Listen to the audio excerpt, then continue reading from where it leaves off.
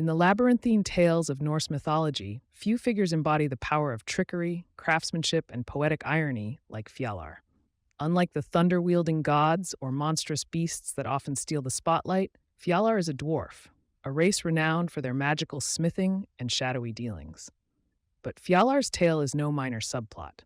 He plays a pivotal role in the creation of one of the most revered treasures in all of Norse myth, the Mead of Poetry.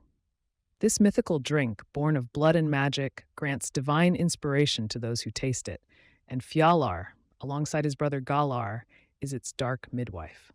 The story begins in the aftermath of a truce between two warring factions of gods, the Aesir and the Vanir. To seal their peace, both sides spit into a communal vessel, creating a symbolic bond. From that divine spittle, they fashioned a being named Kvasir, the wisest of all creatures. Kvasir traveled the realms, sharing his boundless knowledge and answering any question posed to him. But wisdom, as often in myth, can provoke envy, and Kvasir's journey would end in blood. Fjalar and Galar, two dwarven brothers driven by cunning and ambition, invited Kvasir into their hall. There, instead of welcoming him with hospitality, they killed him. His blood, rich with divine knowledge, was mixed with honey and stored in 3 sacred containers, Odhrarir, Bone, and Son. Thus, the Mead of Poetry was born, a potion capable of turning any drinker into a master poet or scholar. To the dwarves, it was a treasure beyond compare, and they guarded it with a mix of deception and violence. The tale doesn't end with Kvasir's murder. The dwarves' thirst for control spiraled further. When the giant Gilling visited them, they drowned him for sport. His grieving wife was next. In a cruel twist, Fjalar dropped a millstone onto her head as she wept, laughing at the act. These acts of brutality did not go unnoticed. Suttung, Gilling's son, tracked down the murderous dwarves and captured them. As payment for their crimes, he demanded the Mead of Poetry.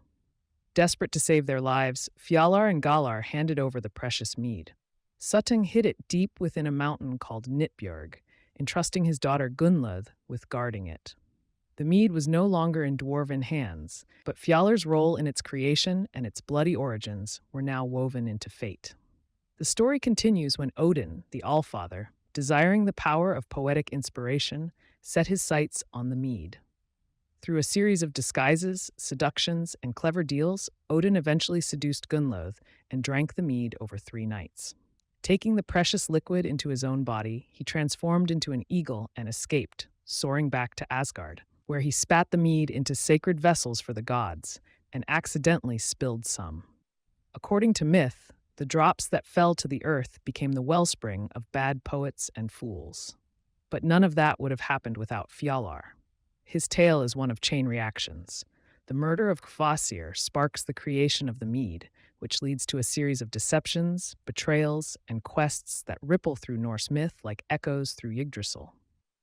Fjalar is not a noble hero or a mighty warrior. He is a schemer, a puppet master whose quiet manipulations have loud consequences. His actions raise essential questions within Norse cosmology. What is the price of wisdom? What role does treachery play in destiny? Fjalar's story is one where deceit births beauty and murder spawns art.